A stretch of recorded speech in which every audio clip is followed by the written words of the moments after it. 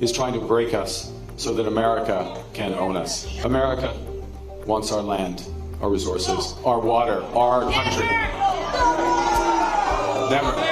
We want to make sure we send a message to our Canadian friends up north to come to a state where 2 million Canadians visited last year, to come visit a state where there's something for everybody. Visit California. Okay, the governor's invitation comes as the U.S. is tracking a big drop in tourism from around the world.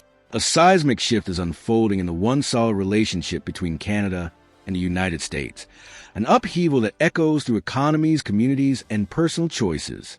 Canadians, long regarded as dependable neighbors and enthusiastic travelers to the U.S., are now retreating in striking numbers.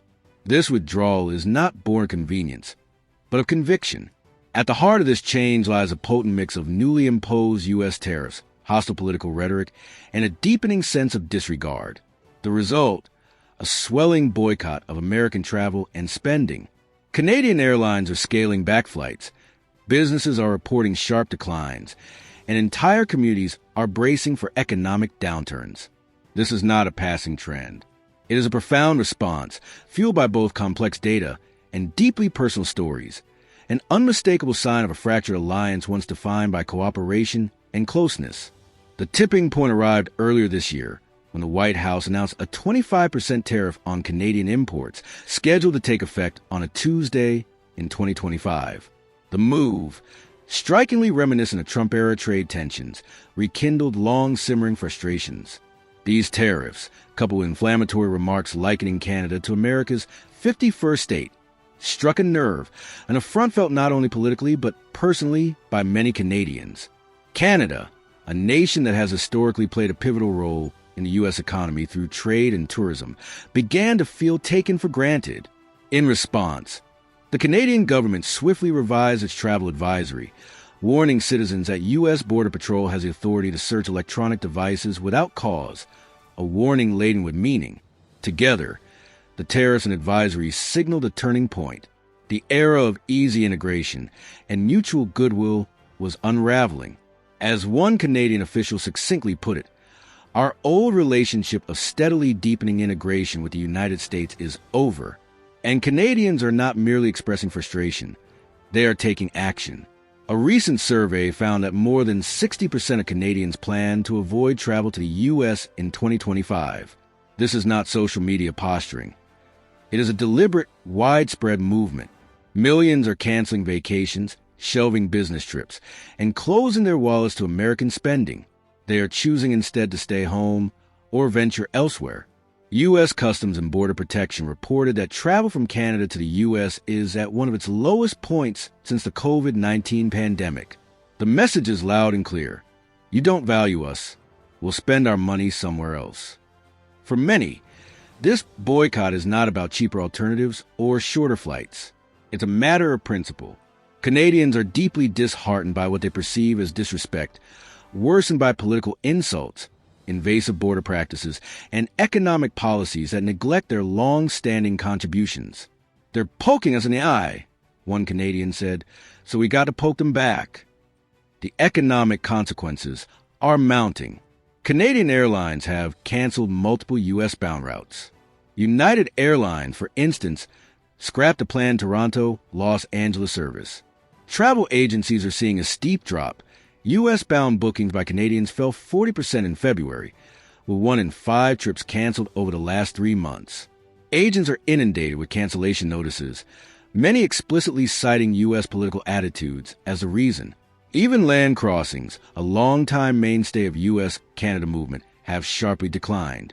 In March 2025, car travel from the U.S. back to Canada dropped 32% year over year, the steepest fall since the 2022 COVID restrictions. This is not a mere downturn. It's a collapse. The decline touches every form of travel, leisure, business, shopping, and even short cross-border visits. Canadians are staying home, and American businesses are paying the price. The impact is most pronounced in states that rely heavily on Canadian visitors. In 2024, nearly 20 million Canadians crossed into the U.S., spending $20 billion in places like New York, Florida, Arizona, Texas, and California.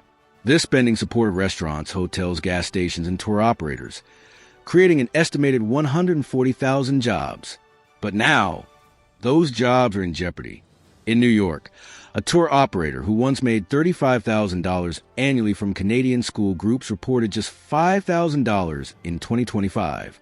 Cancellations continue, forcing him to reduce staff and scale back operations. "It sucks, man. It's rough," he said.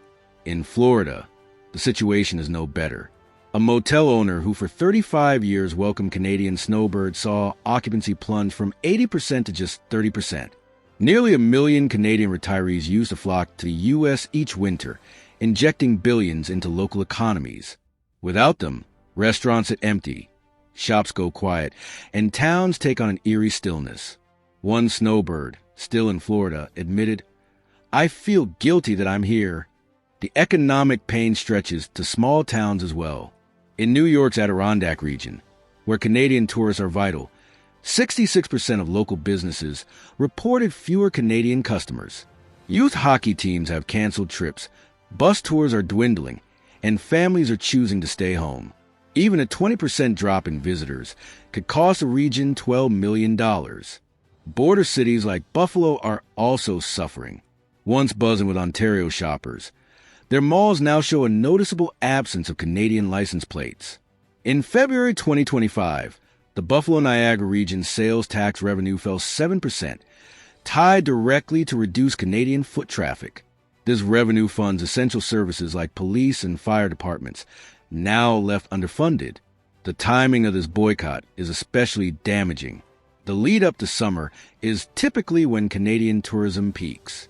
A projected 20% decline, roughly 4 million fewer visitors, could strip the U.S. economy of $4.3 billion, including $200 million in sales tax. These are losses local budgets can ill afford. Canadians are using their purchasing power to make a statement. Why should we help fuel your economy when you mock us, tax us, and treat us like a disposable sidekick? This boycott is about more than money. It's about respect, sovereignty, and a relationship rooted in dignity. What unfolding is not just a trade dispute or political spat. It is a deep erosion of trust. The partnership that once defined U.S.-Canada relations is faltering, with each new policy or slight widening the chasm.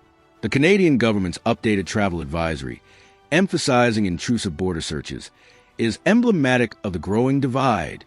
Many Canadians no longer view the U.S. as a safe or welcoming place, and U.S. lawmakers are beginning to take note. "This is not good for my state. We need to bring the Canadians back," one admitted. But reversing this trend won't be easy.